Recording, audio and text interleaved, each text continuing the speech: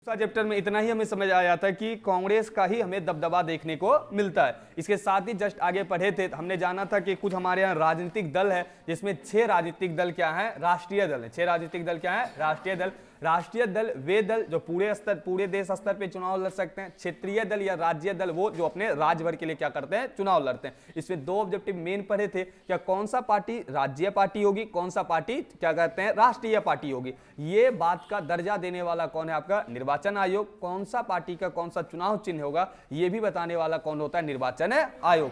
कई पार्टियों को देखा था 1952 से लगातार 3 आम चुनाव तक जो स्थिति मजबूत रहता है वो किसका बना हुआ रहता है, कांग्रेस का ही स्थिति मजबूत बना हुआ रहता है। शुरुआती दिनों में ये तो खिड़की सड़ा दो, वो लगा दो, ठीक।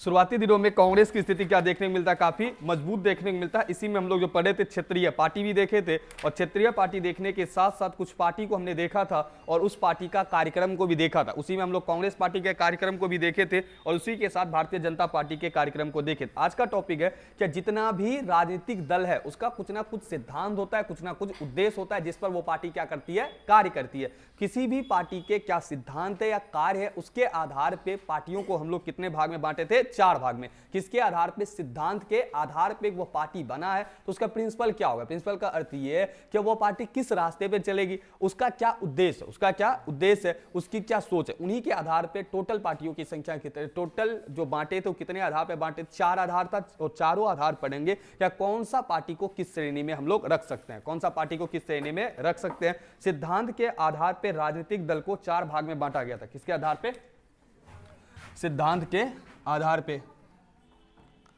सिद्धांत के आधार पर, सिद्धांत के आधार पर, सिद्धांत के आधार पर पहला पढ़े थे दक्षिणापंथी, कल बोले थे याद करके आने, दक्षिणापंथी, वामपंथी, केंद्रवादी, क्षेत्रीय व वर्गीय दल। केंद्रवादी, क्षेत्रीय व वर्गीय दल 2 पहले सबसे इंपॉर्टेंट पढ़ेंगे, एक दक्षिणापंथी और दूसरा कौन सा है, वामपंथी।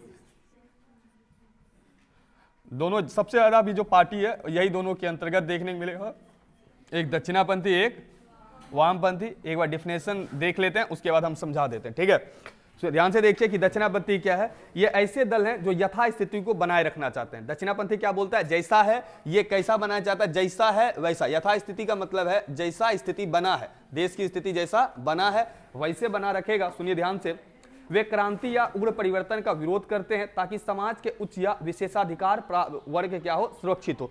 दक्षिणापंथ कहता है किसी भी प्रकार का परिवर्तन ना हो, किसी भी प्रकार का परिवर्तन ना हो, ना ही उग्र रूप से क्या हो, क्रांति हो। अगर आप परिवर्तन समाज में नहीं करते हैं तो उच्च वर्ग जो समाज में है, उच्च वर्ग जो समाज में है उसके पास जो विशेषाधिकार या इसकी स्थिति जो मजबूत है, अगर क्रांति या परिवर्तन नहीं होगा तो जैसा स्थिति है, यानी जो गरीब है गरीब ही बनकर रहेगा, जो अमीर है अमीर ही बनकर रहेगा। क्योंकि दक्षिणापंथी जो पार्टी है उसकी सोच होती है किसी भी प्रकार का वो परिवर्तन नहीं करना चाहती है। दक्षिणापंथी यही सोच ही होती है, क्या हम किसी प्रकार के परिवर्तन नहीं करेंगे, जैसा स्थिति बना हुआ है वैसा ही स्थिति बना हुआ रहेगा।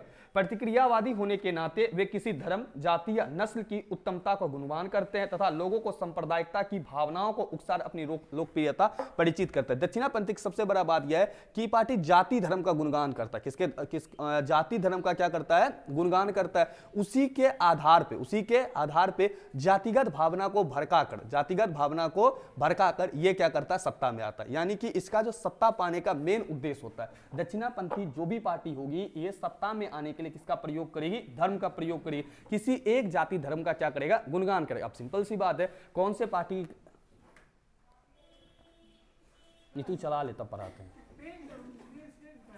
ये मैसेज करता था, हाँ इतना महत्वपूर्ण कि क्लास के बीच में आप उसको रिप्लाई दीजिए। हाँ दे दो, ये था हाँ हम लोग ही खास ही हैं आपके लिए। हम लोग कौन सा खराब है क्या, हम लोग कभी खराब सोच सकते हैं कि हम लोग परिवार में आपके है ना, परिवार। चलिए ये बात तो बताइए क्या था, हाँ दोस्त थी या था, उसको बंद कर दो, ऐसे आता बंद करना है। जेब में रख दो, जेब में रख लो कि फिर रिप्लाई देना है।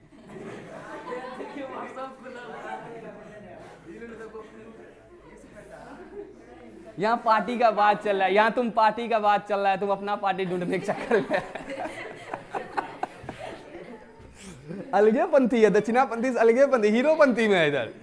हम भी सोच रहे हैं कौन सी उठा बैठा कर रहा है, तभी दिमाग खराब। सुनिए, सिद्धांत के आधार पे राजनीतिक पार्टी को श्रेणी में रखते हैं। उसमें सबसे पहला हम लोग पढ़े दक्षिणापंथी। दक्षिणापंथी जो पार्टी है यथास्थिति को बनाए रखना चाहती है, किसी भी प्रकार के परिवर्तन नहीं करता, किसी भी प्रकार का परिवर्तन नहीं करती है। इसके साथ ही समाज में जैसा स्थिति बना हुआ है, समाज में जैसा स्थिति बना हुआ है उसमें किसी भी प्रकार का परिवर्तन नहीं करेगा, किसी जाति विशेष को साथ लेगा और उसी का गुणगान करके सत्ता में आने का प्रयास करेगा। आगे देख इसके बारे में क्या कर लिखता है कि स्पष्ट रूप से दल पूंजीपति भूमिपतियों तथा धर्म गुरुओं के हितों की रक्षा करते हैं, जैसे समाज के पिछड़े वर्ग। ध्यान से देख, ये किसके लिए हो जाता है? पूंजीपति वर्ग के लिए। कौन से वर्ग के लिए? पूंजीपति वर्ग, जिसके पास भूमि है, भूमिपति, ठीक है। और उसके अलावा अगर धर्म को सपोर्ट कर रहा है तो धर्मगुरु आ जाएगा। धर्मगुरु क्या आता है? जो धर्म का क्या करता है? व्याख्या करता है। धर्मगुरु कौन हो जाता है? धर्म का क्या करता है? व्याख्या करता है। क्योंकि सिंपल सी बात, ये धर्म को लेकर ही अपना सत्ता में आता है।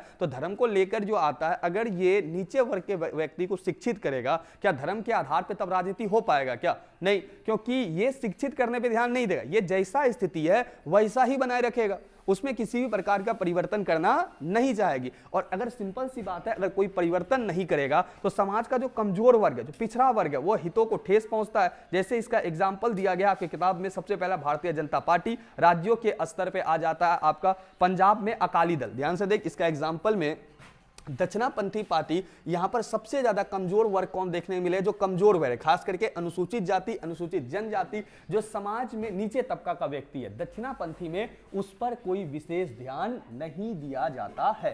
केंद्र स्तर पे एक पार्टी आ जाता है दक्षिणापंथी, जो आपका सरकार में उसी का नाम दिया हुआ है, मेरा इसमें कोई लेना देना नहीं, किताब बोलती है क्या? भारतीय जनता पार्टी। ये केंद्र स्तर पे। राज्य स्तर पे आपका आ जाता है पंजाब में अकाली दल। पंजाब में कौन आ जाता है? अकाली दल। पंजाब में अकाली दल नाम हो जाएगा, ठीक है, याद। और महाराष्ट्र में कौन हो जाता है? शिवसेना। महाराष्ट्र में कौन हो जाता है? शिवसेना, एक पार्टी है, ठीक है। महाराष्ट्र में कौन सा आ जाता है? शिवसेना आ जाती है। केरल में मुस्लिम लीग, केरल में मुस्लिम लीग, केरल की एक पार्टी है मुस्लिम लीग, ठीक है, पार्टी है अभी। ये मुस्लिम लीग 1906 में बना था। पंजाब में महाराष्ट्र मुस्लिम लीग आदि इसी दल के उदाहरण है। क्या समझा कि वामपंथी जो पार्टी होगा, वामपंथी पार्टी समाज में किसी भी परिवर्तन को नहीं चाहेगी। जैसा दक्षिणापंथी जो पार्टी है वो समाज में किसी भी प्रकार के उग्र परिवर्तन को नहीं चाहेगी। जैसा स्थिति बना हुआ है वैसी स्थिति को बनाए रखेगा। ये धर्म जाति के नाम पर सत्ता प्राप्त करेगा। किसी ना किसी एक वर्ग के लिए ये क्या करती है? सरकार में आती है। इसके अंतर्गत जो पूंजीपति है, भूमिपति है, जो धर्म गुरु है, उसका ही गुणगान किया जाता है। जो कमजोर वर्ग है उसके विकास पर कोई ध्यान नहीं दिया जाता है। तो सिंपल समझे तो जाति धर्म को लेकर उड़ेगा, जैसा स्थिति है वैसा ही बना रहेगा। तो जाति धर्म आधार पे तो पूंजीपति जो अमीर वर्ग है उसका सपोर्ट करेगा, कमजोर वर्ग का उतना ज्यादा ध्यान देखने को नहीं मिलता। इसके अंतर्गत कौन कौन सा पार्टी रख सकते हैं? जैसे में आपकी भारतीय जनता पार्टी केंद्र स्तर पे। राज्य स्तर पे आप अगर आ जाइए तो महाराष्ट्र में शिवसेना, पंजाब में अकाली दल और केरल में मुस्लिम लीग। आज तक पूछा नहीं है दक्षिणापंथी वामपंथी है क्या, लेकिन लिखने के दौरान आप लिख सकते हैं कि बीजेपी पार्टी एक दक्षिणापंथी पार्टी है। जिसे कॉपी का बढ़िया लगता है, अगर सवाल पूछ दे तो वो भी बढ़िया है कि दक्षिणापंथी पार्टी क्या है। हाँ तू लिख ले तो हम वही नहीं बोलेंगे। अरे हम कुछ नहीं बोल रहे हैं, हाँ धर्म का प्रचार तो लिख रहा है, दक्षिणापंथी तो बोल रहा है। अगर दक्षिणापंथी कोटि में है तो वही है, दक्षिणापंथी अगर कोटि में है तो बात तो सही है। फिर हम इसमें किताब बता रहा है कि उसका आधार ये होगा।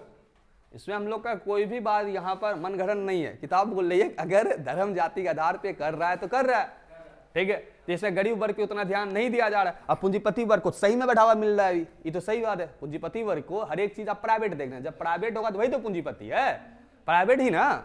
पूंजीपति है क्या? पूंजीपति वर्ग कौन होगा? समाज के अमीर वर्ग। समाज के अमीर वर्ग क्या करे? इन्वेस्ट करेगा। आज सभी चीज प्राइवेट में जाएगा तो ये पूंजीपति का उदाहरण है ना। आज कोचिंग संस्थान तुम प्राइवेट देख रहे, किसका उदाहरण है? पूंजीपति का उदाहरण है। पूंजीपति को उदारवाद भी बोलते हैं। उदारवाद का अर्थ होता है स्वतंत्र, जिस पर सरकार आपको कोई रोक टोक ना करे, न्यून उसका। उसका जो हस्तक्षेप वो कैसा हो, न्यून। तो दक्षिणापंथी पार्टी वैसे पार्टी जो समाज में परिवर्तन का सहारा नहीं लेती है, जैसा स्थिति है वैसे बनाए रखेगी, समाज में जाति धर्म के आधार पे सत्ता प्राप्त करेगी, पूंजीपति भूमिपति इसके साथ धर्मगुरु का ही क्या करेगा, गुणगान करेगा, इसके साथ ही कमजोर वर्ग पे किसी भी प्रकार से ध्यान नहीं दिया जाता है विशेष रूप से। एग्जाम्पल भारतीय जनता पार्टी, महाराष्ट्र में शिवसेना, केरल में मुस्लिम लीग और इसके साथ ही आपका एक पंजाब में अकाली दल। तो दक्षिणापंथी जस्ट इसका अपोजिट होगा वामपंथी, जस्ट इसका अपोजिट क्या होगा, वामपंथी। सुनिए, ये ऐसे दल जो क्रांति या बड़े परिवर्तन का आह्वान करके यथास्थिति पलटना चाहते हैं। ये यथास्थिति को क्या करना चाहता था, पलटना नहीं चाहता था, लेकिन वामपंथी यथास्थिति को क्या करेगा, पलटे। यानी कि जो गरीब है उसको अमीर बनाया जाने का क्या किया जाएगा, सिंपल शब्दों में समझे तो जिसका समाज में स्थिति खराब है उसको समाज में आगे ले जाए जाने क्या करेगा, प्रयास करेगा। कहीं ना कहीं ये स्थिति आपको सही भी लगना चाहिए वामपंथी का, क्या सर समाज में क्या होना चाहिए, परिवर्तन होना चाहिए। और वामपंथी दल बड़े परिवर्तन का सहारा लेती है, छोटा मोटा परिवर्तन का सहारा नहीं लेती है। अभी आप जब पढ़िएगा आपको लगेगा चारों सही है, ठीक है। अभी 4 को पढ़े, सिद्धांत के आधार पर राजनीतिक पार्टी को कितने श्रेणी में रखते हैं, 4 पे। अभी पढ़ेगा लगेगा चारों सही है। आगे सुन, ये दल समाज के उच्च या संपन्न वर्ग के हितों पर प्रहार करते हैं ताकि किसान, मजदूर, दलित, अल्पसंख्यक आदि की हितों की रक्षा हो सके। बड़े उद्योग का राष्ट्रीयकरण होना चाहिए। राज्यों का गरीबी, बेकारी, अज्ञानता, बीमारी, भुखमरी, मकान कमी जैसे दोषों को निराकरण करना चाहिए। निजी संपत्ति पर राज पर कठोर नियंत्रण होना चाहिए। धनी लोग गरीबों का शोषण व दमन ना करे। भारत की कम्युनिस्ट पार्टी, मार्क्सवादी communist party, Samajwadi party, Bahujan Samajwadi, यानी एक लाइन में समझे उसका जस्ट उल्टा। ये दल समाज के उच्च और संपन्न वर्गों के हित पर प्रहार करते हैं। यानी कि जो समाज में उच्च वर्ग है, क्या है, उच्च वर्ग है, उसके वर्ग उसका हित पर क्या करता है, प्रहार करते हैं। यानी उसके हित के बारे में ज्यादा ये सोचती नहीं है। जो समाज में दलित है, जो समाज में क्या है, दलित है, जो समाज में क्या है, गरीब है, क्या है, गरीब है, जो समाज में कौन है, बेरोजगार है, उसके बारे में ये पार्टी क्या करती है, ज्यादा से ज्यादा कार्य करती है। जस्ट इसका अपोजिट, जहां दक्षिणापंथी पूंजीपति का सपोर्ट कर रहा था, वामपंथी पूंजीपति का सपोर्ट नहीं। समाज में जो गरीब है, जो भुखमरी क्या कहते हैं, भुखमरी है, या जो बेरोजगार है, ठीक है, या जो दलित है, उसके लिए ये कार्य करती है। ये समाज में संपन्न वर्गों के लिए कार्य नहीं करती है, समाज में ऊंचे वर्गों के लिए कार्य नहीं करती है। कौन सा दल, वामपंथी पार्टी। वामपंथी के अंतर्गत आपका एग्जाम्पल में कौन कौन आ जाएगा, इसके अंतर्गत भारत का कम्युनिस्ट पार्टी, ठीक है, हम बोल देते हैं, किताब में लिखने दो, लिख लेना। भारत की कम्युनिस्ट पार्टी, मार्क्सवादी कम्युनिस्ट पार्टी, समाजवादी पार्टी, एक आ जाता है बसपा, बहुजन समाजवादी पार्टी, बहुजन समाज पार्टी, और आदि को इसी कोटि में रखा जाता है, ठीक है। 2-4 का नाम लिख लेना, घर में जब टिक आउट करेगा तो भारत की कम्युनिस्ट पार्टी हम टिक आउट करवा देंगे, मार्क्सवादी कम्युनिस्ट पार्टी, समाजवादी पार्टी और बहुजन समाज पार्टी। मेन देख टॉपिक समझ, जैसे वाला याद जो घर में याद कर सकता है। एक पार्टी दक्षिणापंथी किसी भी प्रकार का परिवर्तन नहीं करती है, धर्म का सहारा लेती है, धर्म का सहारा के साथ ही उच्च वर्ग, पूंजीपति वर्ग को ही आगे बढ़ाने का प्रयास करती है, जिसके एग्जाम्पल हमने बीजेपी को देखा, इसके साथ ही अकाली दल को देखा, महाराष्ट्र में शिवसेना को देखा। दूसरा पॉइंट, वामपंथी जो समाज में जो बना स्थिति है उसको क्या करेगी, परिवर्तन करेगी। समाज में बनी स्थिति को क्या करेगी, परिवर्तन करेगी। साथ ही समाज में जो संपन्न वर्ग है, जो उच्च वर्ग है, उसके हितों पर प्रहार करने के साथ साथ गरीब, भुखमरी, बेरोजगार, दलित, शोषित व्यक्ति के लिए क्या करेगी, कार्य करेगी। कौन सा दल होगा, वामपंथी जो दल होगा। वामपंथी जिस पार्टी की सोच होगी वो गरीबों के लिए कार्य करेगी। ये काम आपको सही लग रहा है कि सर जो गरीब है उसको आगे लेकर जाए। फिर तीसरा पार्टी आ जाता है, जिसमें तीसरा जो दल आता है वो आता है केंद्रवादी दल। तीसरा क्या आता है,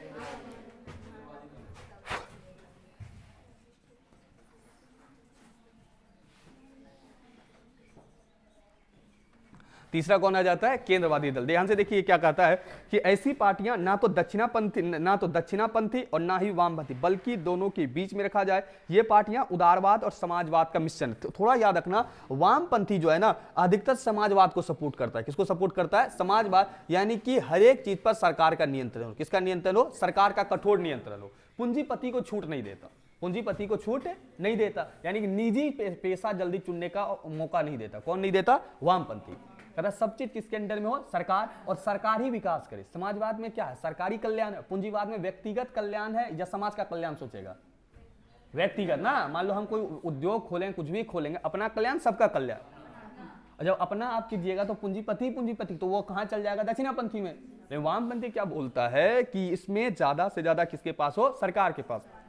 केंद्रवादी दल बोलता है ना ही दक्षिणापंथी हो ना ही वामपंथी हो। ये भी सही है, क्या आप सभी वर्ग को बराबर देखिएगा ना। एक में तो क्या दक्षिणापंथी में गरीब पूंजीपति क्या गरीब के बारे में सोच ही नहीं रहा, ई सोच रहा है तो पूंजीपति के बारे में सोच नहीं सोच रहा, किसके बारे में, गरीब के बारे में। केंद्रवादी दल बोलता है ना ही दक्षिणापंथी ना ही वामपंथी, ना ही दक्षिणापंथी ना ही वामपंथी। वो कहता है दक्षिणापंथी यह पार्टी उदारवाद और समाजवाद का मिश्रण है, पूंजीवाद और समाजवाद का क्या है, मिश्रण है। तो पूंजीवाद और समाजवाद का मिश्रण से मिश्रित आप बोल सकते हैं ना, मिश्रित यानी जहां पर निजी अर्थव्यवस्था का भी प्रोत्साहन मिलेगा और सरकार की अर्थव्यवस्था का भी प्रोत्साहन मिलेगा। लेकिन तुम्हारा वामपंथी में जो निजी अर्थव्यवस्था था इसका ज्यादा प्रोत्साहन देखने को नहीं मिलता, और वहीं पर यहां पर दक्षिणापंथी में समाजवाद का ज्यादा प्रोत्साहन देखने को नहीं मिलता। समाजवाद का मतलब सरकार का, इसमें पूंजीवादी यदि क्या है, समाजवाद। अगला जो आ रहा है बोलो दोनों का मिश्रण, अगला क्या बोल रहा है, दोनों का मिश्रण। देश में निजी अर्थव्यवस्था बनी रहे, नियोजन द्वारा देश का आर्थिक विकास हो, किसी महत्वपूर्ण धंधे जनहित राष्ट्रीयकरण कर लिया जाए, समाज के दुर्बल व पिछड़े वर्गों का कल्याण हो, देश सर्वधर्म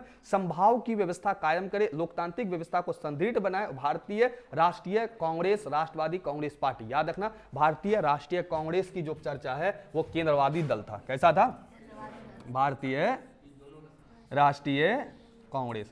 ये बोलता है शुरुआत दिन में समाजवाद था, किताब लिखता थोड़ी मान लेगा, समाजवाद का मिश्रण होगा और बोलता है पूंजीवाद भी होगा, यानी निजी अर्थव्यवस्था भी होगा सरकारी भी होगा। दूसरे पॉइंट में बोलता है यहां पर गरीबों का भी कल्याण होगा, गरीबों और दलितों का भी कल्याण को ध्यान में रखा जाएगा, ठीक है। इसके बाद ही सर्वधर्म संभाव की भावना होगी, क्या होगी, सर्वधर्म संभाव, यानी सभी धर्म को बराबर दृष्टि से देखा जाएगा। यहां पर दक्षिणापंथी में क्या बोल रहा था, किसी एक धर्म विशेष को लेकर उसका क्या करेगी, गुणगान करेगी। लेकिन तुम्हारे पास जो आता है कौन सा, केंद्रवादी दल, वो कहता सभी धर्म क्या है, बराबर है, सभी धर्म क्या है, बराबर है, और ये सभी का विकास को लेकर चलेगी। यानी कि केंद्रवादी दल एक ऐसी दल है जो समाज के पूर्णतः विकास को ध्यान में रखती है, ये पूंजीवादी को भी ध्यान में रखती है और समाजवाद को भी ध्यान रखती है। समाज में अमीर पक्ष पूंजीपति वर्ग को भी ध्यान में रखती है और गरीब और दलितों के बारे में भी सोचती है। ये सभी धर्मों पर सर्वधर्म संभाव की दृष्टि रखते हैं और सभी धर्मों को बराबर दृष्टि से देखते हैं। कौन सा दल होगा, केंद्रवादी दल होगा। तो इसका एग्जाम्पल सबसे बड़ा कौन आ जाएगा, भारतीय राष्ट्रीय कांग्रेस, भारतीय राष्ट्रीय कांग्रेस। इसमें सभी धर्म को बराबर दृष्टि से देखा जाएगा। यानी कि दक्षिणापंथी एक साइड लेता है, सिर्फ लेता है अमीर पक्ष, एक लाइन में बोले पूंजीपति पक्ष, वामपंथी गरीब मजदूर में जा रहा है, दोनों के बीच में कौन जा रहा है, केंद्रवादी, दोनों के बीच में कौन जा रहा है, केंद्रवादी। ना तो दक्षिणापंथी है ना ही वामपंथी, ना तो दक्षिणापंथी ना ही वामपंथी। ये कहता है अर्थव्यवस्था में विकास हो नियोजन के माध्यम से, यानी प्लानिंग के तहत क्या हो, विकास हो। तीसरा चैप्टर जब पढ़ेंगे तो इसमें सरकार बन रहा है, तो तीसरा चैप्टर में सरकार बन जाएगा, क्या करेगा, विकास करेगा। तो तीसरा चैप्टर विकास ही पढ़ना है, तीसरा चैप्टर क्या पढ़ना है, विकास। और यहां क्या कहते हैं, लोकतांत्रिक व्यवस्था को मजबूत हो, कौन से में, तुम्हारा क्या कहते हैं केंद्रवादी दल के दौरान क्या हो, क्या जो आपका लोकतांत्रिक व्यवस्था वो मजबूत हो, सभी धर्मों को बराबर मिले, गरीब दलित सबको आगे बढ़ने का मौका मिले, पूंजीपति को भी आगे बढ़ने का क्या मिले, मौका मिले। सभी के विकास के बारे में कौन सा दल सोचेगा, केंद्रवादी। फिर अंतिम आपका क्षेत्रीय वर्गीय दल, कुछ ऐसे दल हैं जो किसी विशेष क्षेत्र से संबंध रखते हैं। विशेष क्षेत्र का मतलब वो उस अपने ही क्षेत्र के बारे में सोचेगा, पूरे देश के बारे में नहीं सोचे। कल ही हमने पढ़ा था, जो अपने ही बारे में सोचेगा उसे हम लोग क्षेत्रीय दल बोलते हैं। क्या बोलते हैं, क्षेत्रीय दल। तो क्षेत्रीय दल या वर्गीय दल, तो नाम से ही क्लियर है कि ये अपने क्षेत्र के बारे में सोचेगी। जैसे उत्तर पूर्वी में 7 राज्य, उत्तर पूर्वी क्षेत्र में भारत के कितने राज्य हैं, 7 राज्य, जिसे 7 सिस्टर्स के नाम से जानते हैं। ये लोग अपने अधिकार के लिए संघर्ष करता है, ये लोग क्या करता है, अपने अधिकार के लिए संघर्ष करता है। जैसे असम में एक पार्टी है असम गण परिषद, नागालैंड में एक पार्टी है नगर राष्ट्रीय परिषद, मिजोरम में एक पार्टी है मिजो राष्ट्रीय मोर्चा, दार्जिलिंग में गोरखा लीग, झारखंड में झारखंड मुक्ति मोर्चा और सिक्किम में सिक्किम संग्राम। ये सब पार्टियां बोले याद करने की आवश्यकता नहीं है। जो क्षेत्रीय पार्टी होती है वो अपने क्षेत्र के लिए ही संघर्ष करती है, उसे पूरे देश से कोई लेना देना नहीं होता। वह अपने क्षेत्र अपनी संस्कृति को बचाए रखने के लिए क्या करती है, संघर्ष। तो ऐसे याद है, नाम से क्लियर है कि क्षेत्रीय या वर्गीय दल का संबंध पूरे देश से ना होकर अपने ही क्षेत्र से उसका संबंध देखने को मिलता है। अपनी संस्कृति के आधार पे, अपनी भाषा के आधार पे, अपनी क्षेत्रीयता के आधार पे उसका संबंध अपने क्षेत्रों। असम में असम गण परिषद है, मिजोरम में मिजो नेशनल पार्टी है, इसके साथ ही जाइएगा झारखंड में झारखंड मुक्ति मोर्चा है, इसका संबंध अपने क्षेत्र से होता है। एक बार दोबारा देखे, बिना देखे अगर चर्चा करो, एक दक्षिणापंथी, एक वामपंथी, एक केंद्रवादी और एक क्षेत्रीय। क्षेत्रीय वाला हटा ही दो, तो ऐसे याद है।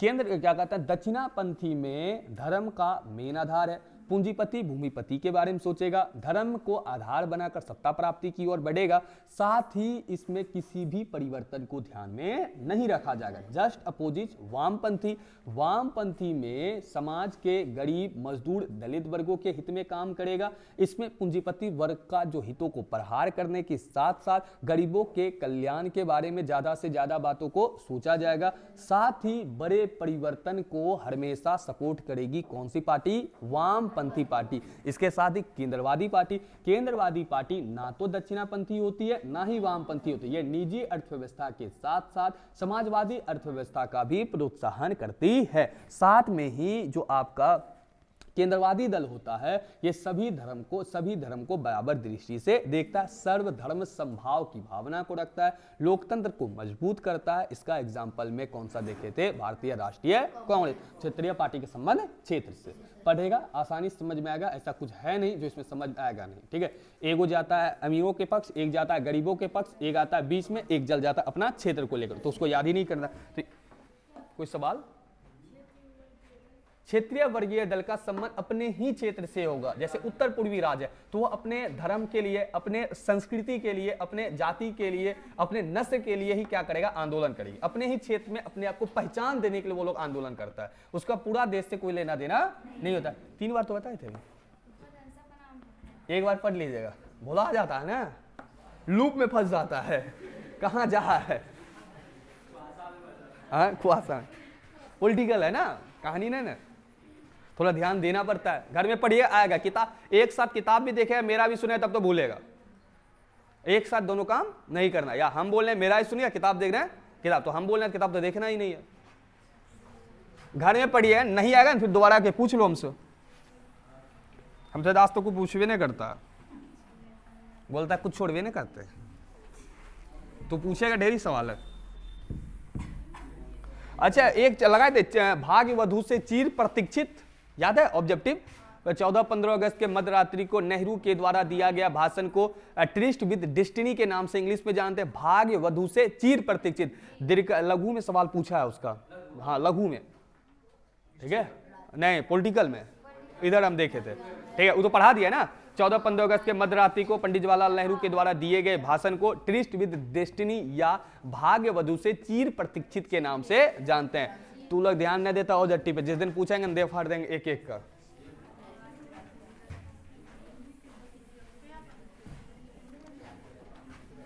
सचिन तुमको कुछ बोले थे? सचिन दे रहे गधा। चलिए मतदान के बदलते तरीके चलते हैं। अंतिम टॉपिक है आज का। एक टॉपिक जो बचता है कि कौन सा पार्टी कब बनेगा, जो कल बोले उसको कल लिखा देंगे। उसको कब लिखाएंगे? कल लिखा देंगे। कल लिखाने के साथ जितना चैप्टर तो आज ही खत्म करना था, लेकिन हम किए ना, ठीक है। बोलो। अरे इसको लिख देना ना, इसको लंबा अपने 14-15 अगस्त के मध्यरात्रि को पंडित जवाहरलाल नेहरू के द्वारा दिए गए भाषण को भाग्य वधु या चिर प्रतीक्षित, भाग्य वधु से चिर प्रतीक्षित के नाम से जानते हैं। इसमें पंडित जवाहरलाल नेहरू के द्वारा 12 बजे के मध्यरात्रि को दिया गया था। 14 अगस्त को ही हमारे देश से पाकिस्तान अलग हुआ था। भारत की एक नई रूपरेखा, भारत किस प्रकार से बनता, राष्ट्र निर्माण की एक नई रूपरेखा पंडित जवाहरलाल नेहरू के द्वारा रखा गया था। हमारा देश आजाद हो रहा था, कहीं ना कहीं एक नई शासन तंत्र के अंतर्गत लोकतंत्र व्याख्या कर देना है, सेम टू सेम थोड़ी लिखना है, फिर छाप देना, दंगा छाप देना, पन्ना भर गया, काम हो गया। वहाँ ऑब्जेक्टिव थोड़ी है, ऑब्जेक्टिव रहेगा तब ध्यान देना। ऑब्जेक्टिव है ना, लघु है ना, तुरंत खींच देंगे। एक लाइन पे क्लियर हो तो एक ही लाइन में आंसर है कि भाग्य वधु चिर प्रतीक्षित किसके द्वारा? भाग्य वधु चिर प्रतीक्षित 14-15 अगस्त के मध्यरात्रि पंडित जवाहरलाल नेहरू के द्वारा दिए गए भाषण को चिर प्रतीक्षित भाग्य वधु के नाम से जानते हैं। उसके बाद खुद व्याख्या कर देंगे। दंगा हुआ, ये हुआ, 9 हुआ, 17 हुआ, कर दो व्याख्या। और मेन तो हम लिखे थे, 1.5 नंबर तो ऐसे बनिए रहा। अगला सुनिए, अंतिम टॉपिक आज का, मतदान के बदलते तरीके। अंतिम टॉपिक कौन सा हो जाता है? मतदान के बदलते तरीके। ध्यान से बोर्ड को अगर रखेगा, मतदान के बदलते तरीके। ध्यान से देख, मत का मतलब होता है विचार। ध्यान से इधर सुन रे, मत का मतलब क्या होता है? विचार। मत का मतलब क्या होता है? विचार। और दान का मतलब है जो आप फ्री में दान करते हैं। दान का मतलब क्या, जिसको हम उर्दू में खैरात भी बोलते हैं। और खैरात किसको बोल सकते हैं? जो बिना किसी उपकार के देते हैं, ठीक है। अब ध्यान से देख, जब भी दान देते हैं उसमें लोग फायदा नहीं देखते, हम देखते हैं सिर्फ दान देने का अर्थ ये है, जो कि अगर साइंस को पढ़ेगा क्लास 10 पे लिखा भी है, जो बिना किसी समय का, बिना किसी उपकार का, बिना किसी क्या कहते हैं समय को देखे हुए दान जो होता है वही सात्विक दान कहलाता है। सात्विक दान का अर्थ है कि दान के पीछे हमारा कोई उद्देश्य नहीं होता, लालच किसी प्रकार का नहीं होता। खैरात में कोई लालच होता है क्या? लालच तो छुपा है, लालच छुपा है, लेकिन वो लालच बोलता नहीं है। लेकिन दान फ्री में होता है। एक लाइन में होता क्या है? फ्री में होता है। तो वो चीज आपको फायदा तुरंत नहीं देता दान ना। दान मेन आपका क्या? फ्री में मिलेगा, दान फ्री में। तो मत दान, तो मत जो आपको क्या करना है? दान। लेकिन हमारे यहाँ मत दान होता है क्या? नहीं होता ना। मत दान, दान के बाद कहता है खुद इधर भी दान, बोलता है हम इधर दान तो इधर नहीं, इधर दान तो इधर लान। क्या हुआ? नहीं मिलेगा आपको, टूट गया। सुन, तो मतदान बोलता है इधर से दान तो इधर से लान। तो मतदान के बदलते तरीके कल हमने बताया था। इसमें शुरुआती दिन में हमारे यहाँ जब चुनाव हो रहा था, ध्यान से देख कि ऐसे करके मतपत्र बनता, ऐसे करके मतपत्र होता क्या था? कई प्रकार, कई वनस्पतियों को काटा जाता, एक बार में कई बैलेट पत्र छपता था, बहुत ज्यादा बैलेट, कागज का बहुत ज्यादा बर्बादी होता था। पहला चीज तो ये था, क्यों बदला गया। उसके बाद में क्या हुआ? ईवीएम को लिया गया। बाद में किसको लिया गया है? ईवीएम को। कल ही हमने आपको बताया था, ऐसे करके इलेक्शन हो गया, ठीक है। इसको बोलते थे बैलेट पेपर। क्या बोलते थे? Ballot paper. इधर मान लो कोई राम है, इधर कोई श्याम है, इधर कोई मोहन है, इधर कोई सीता है, इधर कोई गीता है, इधर कोई रीता है, इधर कोई रिया, ले रिया है, ठीक है। अब इलेक्शन में खड़ा हुआ, मान लो इसका छाप है फूल छाप। इसका छाप कौन सा है? ठीक है। इसका छाप है तुम्हारा दीपक छाप। कौन सा छाप है? बन गया दीपक। इसका छाप मोहन का क्या? डबल बेल बनेगा ही नहीं, क्या बनाना। इसका छाप है मोती का माला छाप, ठीक है। अपने जैसा हर वक्त सोचती है। एक मोती का माला हो गया, और क्या दे दे? एक ईट छाप हो गया, ठीक है, जस्ट एग्जाम्पल। और एक कौन सा हो गया? बैगन छाप। लालटेन भी दे दे, लालटेन बनेगा नहीं हमसे, हाथ छाप देते हैं जो बनेगा।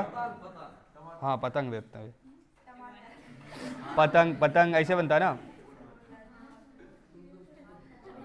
ठीक, पतंग बन गया। सुन ध्यान से, अब इलेक्शन होता था तो ऐसे करके बना होता था। ध्यान से, जब भी मोहर मारना होता, कहाँ मोहर मारना होता था? इसके छाप पे। अब होता क्या था? और एक ऐसे करके डब्बा मिल जाता था, ठीक है। इसको, इसमें यहाँ पर एक थोड़ा सा हल्का सा छेद होता था, जिसपे आप मोड़ के ऐसे करके गिरा दीजिए। पहला वाला सिस्टम यही था, लेकिन अभी चेंज है। आप जिसको वोट देना है उस पर दबाइए। अब देख ध्यान से, इसमें वोट कौन नहीं, जो अनपढ़ आदमी था, जो क्या था? अनपढ़ आदमी, वो वोट गिरा पाएगा। और जहाँ लो छाप भी पता रहेगा तैयो पहचान नहीं पाएगा। खास करके खास नहीं ना, किसी को टारगेट नहीं करना है। तो खास करके पहली बात कि जो पढ़ा लिखा नहीं है उसको झमेला लगेगा। पहला चीज, गांव देहात में अक्सर ये होता है, गांव का आदमी है तो कहेगा एक ही जगह झमेला करने, कुछ पति नहीं चलता, और मारेगा। अब देख ध्यान से, जब मोहर पड़ता है तो मोहर में होता है कि आदमी जाता है, और आदत होता है खींच के मारेगा वो, जबकि हल्का भी रखेगा जा लगेगा, लेकिन आदत है कि मारेगा खींच के वो, जबकि वो है हल्का, थोड़ा सा इंक लगा धर दिया। तो दो तीन कारण, पहला इंक अगर मारने में ऊपर नीचे हो जाता तो वोट खराब हो जाता था, ठीक है। दूसरे पॉइंट पे, अगर इंक सही से दिख नहीं रहा है वोट खराब हो जाता था। दो कारण हो गया। तीसरा कि अनपढ़, यहां वोट गिराने नहीं जाए, कई कारण था। चौथे पॉइंट पर होता क्या था कि अगर ये मोड़ने वाला सिस्टम, अगर ऐसे करके ऐसे मोड़ता था, इसका फूल पे दिया है इस पे आएगा, इस पे दिया है इसी पे आएगा। लेकिन दिक्कत ये होता था, इंक था ना, जब आदमी बीच से ऐसे करके फोल्ड कर देता था तो ई छाप किस पे आ जाता था? यहां जाता था, और ये वाला छाप कहां जाता था? यहां। तो जिसके कारण से वोट फिर खराब हो जाता था, वोट फिर से क्या हो जाता था? खराब। और दिक्कत की बात है, मोड़ के यहाँ गिरा देता था, मोड़ के क्या करता था? गिराता था। अब किसी मोड़ने में सीधा चल जाता था। हीरो वाली बात है ना, कोई ढेर मोड़ देगा, कोई कम मोड़ देगा। ढेर मोड़ देगा तो खोलने में फट जाता है, कोई ढेर मोड़ देता था तो कम मोड़ देता था। ये भी दिक्कत था। इसके साथ ही, और इसमें दिक्कत ये होने लगा कि इसमें मान लो 2-4 गो मोड़ के ले जा घुसा दिए, किसको क्या पता चलेगा? मान लो 2-4 गो मोड़ के एक के बारे में घुसा दिए, क्या पता चलेगा? गड़बड़ी हो सकता है, ऐसा हो सकता है, कोई इसका प्रमाण नहीं है। लेकिन ऐसा माना गया कि जो ये वाला जो देख रहा है, जो आप इसको क्या बोल सकते हैं? मतपत्र जिसको वायलेट पर, मतपत्र के आधार पे जो चुनाव होता था, इसमें काफी ज्यादा गड़बड़ हो रहा था। ठीक है। काफी ज्यादा जो गड़बड़ी हो रहा था, धीरे धीरे हम लोग मत पत्र के स्थान पे लाया ईवीएम। क्या लाया? ईवीएम। इसका इंग्लिश होता है electronic voting machine. Electronic voting machine, इसमें तो आसान है, इसमें भी तो वही है, एक बैलेट इधर डब्बा सा बना हुआ रहता है, आपके सामने हारमोनियम का जैसा बना के दे देता है, इधर फोटो लगाना रहता है, नाम लिख ले रहता है और बटन दबाइए, पी करेगा, पी बोल दिया वोट गया, पी ने बोला वोट नहीं बोला, दबा के। अच्छा एक बार कभी सोचो, 5 दबा दिया था, हाँ एक बार हारमोनियम बजा दे। लेकिन दिक्कत का ये बात है, हारमोनियम बजाएगा एक क्यों रहेगा ना। हम आज तक वोट गिराने नहीं गए, जिस बार ये चेक करेंगे 2 को एक के बार दबा देंगे, नहीं गिरा, नाम ही नहीं चढ़ा। जिस दिन नाम चढ़ाना था पापा बोला जाओ चढ़ाने के लिए, हम सोले थे, सो के उठ के हम गए नहीं, हम जाओ क्या फायदा हमको उससे, नाम चढ़ा रहा, अगली बार चढ़ाएंगे। दिक्कत का याद पैक इसमें चढ़ा लेंगे, इस ग्राम पंचायत वाला हम चढ़ा लेंगे, और एमएलए वाला हम छूट गया, एमपी वाला हम चढ़वा लेंगे ना। दिक्कत बात यहाँ डगरवा आना था, हम सोए हुए रहेंगे तो हमको उठाने वाला कोई नहीं, छोड़ दो, जाने दो। चेयरमैन वाला हम गिराते हैं, उसमें गिराते हैं वोट। चेयरमैन वाला प्रभात से जी हाँ कोई नहीं है, मेरा है। पैक्स वाला में सहकारिता साख समिति होता है वो, ठीक है, तो उसमें मेरा वोट है, गिराए थे इस बार वोट, ठीक है। हम वोट गिराने गए थे, हमको बोलता है वोट कहाँ जा रहा है, हम लोग गए, हाँ किसको, हमको नहीं पता, उतना बताना आवश्यकता थोड़ी है। अरे वो था ना, हम लोग वोट गिराने गए, हम लोग ऐसे चल गए थे, सो के उठे चल गए वोट गिराने, हमसे कौन तैयार हो जाएगा, अंदर जा रहे, बोलता कहाँ जा रहे वोट देने, कहाँ जा रहा है तुम लोग, पुलिस थी वहाँ की, महिला पुलिस, कहाँ जाएंगे वोट गिराने, बोलता वोट गिराने आया है, हाँ वोट गिराने, बोलता कागज जेब से निकालते हैं मोड़ सोड़ के लेके आधार कार्ड बोलता है जब वोट देने आया, नियम होता है हाथ में लेके जाना होता है, नियम होता है कि आप आधार कार्ड और पर्ची जो मिलता है हाथ में, हम लेके गए नहीं, जेब में रख ले, मांग रहा है तब देख रहे निकाल के, देखा 2-3 मिनट की मिला रहा चेहरा है कि नहीं है वही आदमी, आधार कार्ड में फिंगर है, ले फिंगर, उससे उसको लगा नहीं वोट गिराने आया था, वोट गिरा। वहां देखिए हम कि वहां भी मोड़ने सिस्टम था कि ऐसे करके मोड़ेगा, छप्पा दोनों पार चल जाएगा, तो वहां हम लोग कैसे मोड़े थे, बीच से। तो वोट गिराने में तरीका पता था, सरपंच का पंच का भी चुनाव इसी में होता है, अभी मेंबर का भी इसी में होता है, उन लोग का क्या कहते हैं ईवीएम नहीं आता है।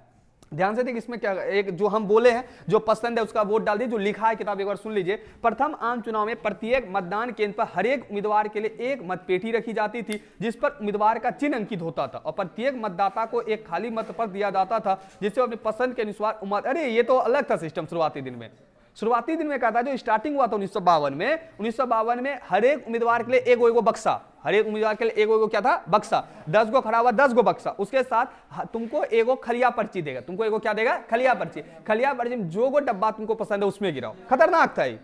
तो 1952 में और लफड़ा था। 1952 में पहला आम चुनाव में, ध्यान से, 1952 में जब पहला आम चुनाव हुआ था, तो पहले आम चुनाव में कहता क्या है, आम चुनाव में कि प्रत्येक उम्मीदवार के लिए एगो डब्बा, एगो मत केंद्र पर एगो डब्बा, और सबको तुमको खलिया कागज देता, मोड़ के गिरा दो। तो इसे मुहर मारने वाला था नहीं, पहला वाला, बाद में मुहर मारने वाला हुआ। फिर आगे सुन ध्यान से कि इसमें मतपेटी को तैयार करने में बहुत समय लगता था, परिश्रम लगता था, क्योंकि उतना मतपेटी बनाइए जितना आदमी इलेक्शन में खड़ा हो रहा, फिर कागज छापिए। शुरुआती 2 चुनाव के बाद यह तरीका बदला, मतदान पर हर उम्मीदवार का नाम चुनाव चिन्ह अंकित होता था। यह वाला जो था 2 आम चुनाव पर, तीसरा आम चुनाव में यूज हुआ था। यह वाला कौन सा हुआ था, तीसरा। पहला आम चुनाव में क्या यूज हुआ था, देखने से, पहला आम चुनाव बोलता है कि हर एक उम्मीदवार के लिए एगो डब्बा, मान लो राम है, राम के लिए एगो डब्बा, ठीक है, श्याम है तो श्याम के लिए एगो डब्बा, ऐसे करके डब्बा रख दिया, और तुमको एगो खलिया पर्ची मिलता, तुमको एगो क्या मिलता, खलिया पर्ची, और जो पसंद है उला डिब्बा में डाल दिया। अब बोल कि जितना आदमी इलेक्शन खड़ा उसके लिए उतना डब्बा बनेगा, उसके लिए उतना डब्बा बने, मेहनत भी ज्यादा लगेगा, परिश्रम भी, मेहनत भी लग रहा था, समय भी लग रहा था। तो बाद में 2 आम चुनाव के बाद डब्बा जो सबके लिए अलग अलग डब्बा था, इसको खत्म किया, बोला कि चुनाव चिन्ह है, चुनाव चिन्ह में मोहर मारिए, एगो डब्बा में गिराइए। जो ये वाला है, सेकंड वाला जो देख रहा है, ये तीसरा आम चुनाव में यूज हुआ। कौन सा आम चुनाव में यूज हुआ, तीसरा। इतना व्याख्या नहीं पूछता, खाली समझ इसको। मतदाता इस मत पर अपने पसंद के उम्मीदवार के नाम पे मुहर लगानी होती थी, सेम वही बात, और यह तरीका 40 वर्ष तक अपनाया गया। यह तरीका कितना वर्ष तक अपनाया गया, 40 वर्ष तक। 1990 के दशक अंत में इलेक्ट्रॉनिक वोटिंग मशीन ईवीएम आता, 2004 तक पूरे देश में इलेक्ट्रॉनिक मशीन का प्रयोग होता है। अब ईवीएम का कल ही हम यही ऑब्जेक्टिव बताए थे, क्या ईवीएम का पूरे देश में प्रयोग कब से होता है, पूरे देश में प्रयोग कब से हुआ, 2004 से। बहुत इंपॉर्टेंट लाइन ऑब्जेक्टिव पूछा कि कि ईवीएम का प्रयोग पूरे देश में कब से होना स्टार्टिंग हुआ, 2004 से। हमने यहाँ पर तीन तरीका देखा। पहला तरीका कि हरेक उम्मीदवार का एक मतपेटी रख देता था और उसके बाद मुहर मार, क्या कहते हैं, खाली आपको कागज दे देता था, जो को डब्बा पसंद है, जो उम्मीदवार पसंद है उसके डब्बा में गिरा दीजिए। बाद में ये हुआ और अभी कौन सा हो जाता है, ईवीएम वाला। अभी कौन सा हो जाता है, ईवीएम। अब आता है चुनाव प्रक्रिया में परिवर्तन। थोड़ा पॉइंट है, सिर्फ पढ़ा देते हैं, सुन लो ध्यान से कि चुनाव प्रक्रिया में परिवर्तन समझो ये कि चुनाव में भ्रष्टाचार फैलाने वाला व्यक्ति नहीं लड़ सकता। जैसे अगर कोई व्यक्ति अपराधी प्रवृत्ति का है, मान लो चोरी डकैती कुछ प्रवृत्ति, उसे चुनाव लड़ने पर रोक होना चाहिए। इसके साथ ही जिसके पास अवैध रुपया पैसा के रूप में, जिसकी समाज में स्थिति खराब है, उसे भी चुनाव लड़ने के लिए मनाही किया जाता है। अभी वर्तमान समय में आप जितना दिन तक जेल में रहे हैं, ठीक है, और जितना दिन आपको सजा मिला, जितना दिन क्या मिला आपको सजा मिला है, उसके 6 साल तक चुनाव नहीं लड़ सकते, उसके बाद आप चुनाव लड़ सकते हैं। क्या समझे कि मान लो कि अगर 2 वर्ष का हमको सजा मिला है, 2 वर्ष का सजा काट लिए, उसके 6 वर्ष क्या करेंगे, चुनाव नहीं लड़ेंगे, लेकिन 9वां वर्ष चुनाव लड़ जाएंगे। क्या पढ़ा है साक्षी, बता दो। कायम ध्यान रहता है, कनपट्टा तोड़ देंगे। 2006 पर आ रहे हैं, देख लिया। क्या था हीरो, सजा काटने के बाद कितना वर्ष के बाद चुनाव लड़ सकता है, 6 वर्ष। देख कितना बढ़िया याद है। तो 6 वर्ष के बाद 5 वर्ष मान लो सजा था हमको, तो 5 वर्ष के बाद 6 वर्ष क्या होगा, फिर नहीं 6 5 11 वर्ष के बाद लड़ सकते हैं। यानी जितना वर्ष आपको सजा मिला, सजा मिलने के 6 वर्ष के पश्चात, सजा काटने के बाद 6 वर्ष के बाद चुनाव लड़ सकते हैं। अभी नियम ये। तो चुनाव प्रक्रिया में कुछ बदलते हुए प्रक्रिया बताया गया, चुनाव प्रक्रिया में कुछ परिवर्तन बताया जा रहा है। ध्यान से देख कि चुनाव प्रक्रिया में फैलते भ्रष्टाचार को नियंत्रित करने के लिए 1975 में तारकुंडे समिति और 1990 में गोस्वामी कमेटी, ठीक है। 1975 में कौन सा कमेटी बना था, तारकुंडे समिति, और 1990 में गोस्वामी। ये दोनों का काम क्या था कि चुनाव प्रक्रिया में फैलता हुआ भ्रष्टाचार को रोकना, करप्शन को रोकना। जैसे कि लाठी डरा के वोट ले लेना, धमका कर वोट ले लेना, पैसा बांट करके वोट ले लेना। भ्रष्टाचार को रोकने के लिए तारकुंडे समिति और एक गोस्वामी कमेटी हो गया, जो अपना सुझाव दिया। किसको दिया, हमारे यहाँ जो चुनाव करवाती है वो कौन करवाती है, निर्वाचन आयोग। कौन करवाती है, निर्वाचन आयोग। पहला निर्वाचन आयुक्त कौन था, सुकुमार सेन, याद है ना, सुकुमार सेन। और अभी भी चुनाव हमारे यहाँ कौन करवाती है, भारतीय निर्वाचन आयोग या निर्वाचन ECI, यानी एक इलेक्शन कमीशन ऑफ इंडिया, चुनाव यही करवाती है। जो निर्वाचन आयुक्त जो मेन होता है, उसका नियुक्ति कौन करता है, राष्ट्रपति। अभी टोटल इसमें कितना सदस्य है, 3 सदस्य है। अभी वर्तमान समय कितना सदस्य है, 3 सदस्य है। तो निर्वाचन आयोग के सामने गोस्वामी कमेटी और तारकुंडे समिति अपना बताता है कि जो व्यक्ति भ्रष्टाचार प्रवृत्ति का, यानी जिसकी छवि समाज में बढ़िया नहीं है, अगर अपराधीकरण है या कुछ भी स्थिति में, उसे चुनाव में कुछ ना कुछ परिवर्तन की आवश्यकता है। जैसे पहला बताया कि राष्ट्रीय झंडा, राष्ट्रीय गान का अपमान करने पर दोषी व्यक्ति को दंड, उसे 6 वर्ष के लिए चुनाव लड़ने अयोग्य घोषित किया। यानी कि चुनाव प्रक्रिया के दौरान अगर कोई देश की झंडा को अपमान करता है या किसी प्रकार से झंडे की गरिमा को हानि पहुंचता है, तो उस व्यक्ति को दंड दिया जाएगा और साथ ही 6 वर्ष तक के चुनाव लड़ने के लिए बैन किया जाएगा। चुनाव प्रक्रिया के दौरान कई बार देखा होगा कि धर्म जाति का व्यक्ति झंडा फहरा देता है, जिसके कारण तिरंगा की स्थिति को क्या पहुंचता है, कहीं ना कहीं ठेस पहुंचता है। अब इलेक्शन लड़ रहे हैं, लोकतांत्रिक प्रक्रिया वाली देश में लड़ रहे हैं, तो आपको किसके साथ, तिरंगे के साथ लड़ना चाहिए। आपके गाड़ी के आगे क्या, आपके हर एक भाषण चुनाव प्रक्रिया में तिरंगा फहरना चाहिए। लेकिन कभी कभी क्या कहता है, अगर चुनाव प्रक्रिया के दौरान राष्ट्रीय गान या राष्ट्रीय झंडा या राष्ट्रीय गान या जन गण मन अपमान करते हुए अगर कोई व्यक्ति दोषी पाया जाता है, तो उस व्यक्ति को 6 वर्ष के लिए चुनाव का मनाही किया जाए। जितना भी पढ़ाएंगे इसमें से मन होगा याद करना, मन नहीं याद करना, नहीं पूछता है नहीं पूछेगा, ठीक है। जहां पूछेगा हम खुद बताएंगे, ठीक है। निर्दलीय प्रत्याशी की संख्या सीमित रखने के लिए जमानत राशि लोकसभा चुनाव के लिए 10,000 से बढ़ाकर 10,000 कर दी और विधानसभा की जमानत राशि 5,000 से 50,000 कर दी। 5,000 से बढ़ा नहीं 500 बढ़ा 5,000 कर दी। ये जमानत राशि क्या होता है, जब आप चुनाव लड़ते हैं तो कुछ रुपया आपके जमानत के लिए लिया जाता है, ठीक है। इलेक्शन करने के बाद आपको जमानत राशि जमा देनी होती है। इस समिति की सिफारिश पर जो लोकसभा चुनाव लड़ता था, जिसका पहले 1,000 रुपया, तो उसका बढ़ा के 10,000 किया, और जो 500 लड़ता था विधानसभा से, उसका कितना किया, 1,000। वैध मतों का 1/6 कम मत प्राप्त होने पर जमानत राशि जब्त किया जाता है। क्या बोलता है कि जितना वोट गिरा, अगर 1/6% अगर उस व्यक्ति को वोट नहीं मिल रहा है, तो उसको जमानत राशि लौटाया नहीं जाएगा। अगर 10,000 जमा दिया है, 10,000 में अगर उसको 1/6% वोट नहीं आता है, तो उस व्यक्ति को उसका 10,000 लौटाया नहीं जाएगा। कितना, 1/6। अरे 600 गिरा तो 600 1/6 करेगा, कितना आएगा, 60 अगर हाँ 600 का 1/6 और 100 आ गया तो 100 वोट मान लो नहीं आया, अगर निर्दलीय कोई लड़ रहा है तो उसकी जमानत राशि क्या हो जाएगी, रद्द हो जाएगी।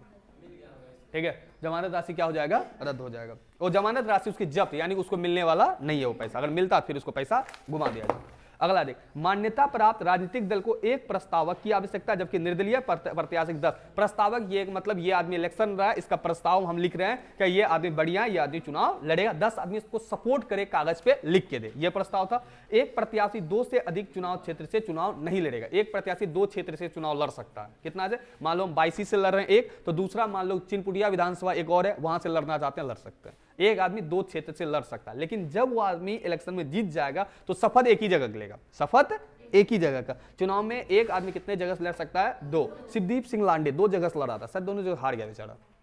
ठीक है, एसपी था, खतरनाक था, अपने जमाने के सबसे हीरो माना जाता है उसको, फोटो होगा तभी दिखा देंगे। चुनाव प्रचार की अवधि में 21 दिन से घटकर 14 दिन, यानी चुनाव प्रचार जो होता है वो कितना दिन, 21 दिन से घटाकर कितना दिन हुआ, 14 दिन। और राजनीतिक दलों को चुनाव आयोग में पंजीकरण कराना फर्जी मतदान को रोकने के लिए, जो फर्जी मतदान, वही बोकस बोर्ड जो गिर जाता है, बोले 1-2 को मोड़ के घुसा देगा, तो इसको रोकने के लिए किसका प्रयोग किया जाए, ईवीएम का। ये अपना विचार दिया। और सर्वोच्च न्यायालय 2 मई 2002 को एक मामले में निर्णय दिया कि चुनाव के पूर्व प्रत्याशियों की संपत्ति व अपराध संबंधी जानकारी देना होगा। जो चुनाव लड़ेगा उसको पूरी संपत्ति की जानकारी और जो अपराध उस पे है, यानी किसी पर केस उस है, उसका विवरण देना पड़ेगा। अभी इलेक्शन कमीशन का वेबसाइट पे तुम हर एक प्रत्याशी का संपत्ति भी देख सकता है, जितना केस है वो भी देख सकता है, इलेक्शन कमीशन उसको प्रकाशित किया हुआ रहता है। सर्वोच्च न्यायालय 2013 में एक निर्णय देते हुए कहा 2 वर्ष से अधिक सजा प्राप्त व्यक्तियों को चुनाव लड़ने तथा विधानसभा सदस्य बनने अयोग्य घोषित किया गया। इसी निर्णय को लागू कर 2014 में झारखंड के लोहरदगा निर्वाचन क्षेत्र की कमल किशोर भगत तथा 2017 में तमिलनाडु के मुख्यमंत्री बनने के लिए प्रयासरत शशिकला के अयोग्य घोषित किया, यानी उसके बारे में दिया गया। अब अंततः यही बात हमें समझ में आती है कि मतदान के बदलते तरीके में अभी वर्तमान समय में किसका प्रयोग हो रहा है, ईवीएम का प्रयोग हो रहा है। तारकुंडे समिति और गोस्वामी कमेटी का जो ये बात का सरकार को बताती है, जो व्यक्ति भ्रष्टाचार व्यक्ति है उसको चुनाव लड़ने के लिए कुछ सीमा बताया गया, जो कि हमने पढ़ा एक एक करके। जैसे कोई झंडा उंडा दोषी पाया जाता है, झंडा अपमान करने में, तो उसे 6 वर्ष तक के चुनाव अयोग्य घोषित किया जाएगा। जो व्यक्ति निर्दलीय लड़ेगा उसको 10 प्रस्तावक की आवश्यकता है। इस प्रकार से निर्वाचन आयोग के सामने ये अपना विचार को रखा था, एक सिफारिश को रखा था, याद करने की आवश्यकता नहीं है। इसमें जो अंततः टॉपिक बचा, जो कल लिखा के कल ही चैप्टर समाप्त हो जाएगा, कि कौन सा पार्टी कांग्रेस के अलावे कब बना और उसको कौन बनाया, उसके साथ चैप्टर समाप्त। आज ये कर देते लेकिन आज छोड़ दिया, हम बंद कर दे।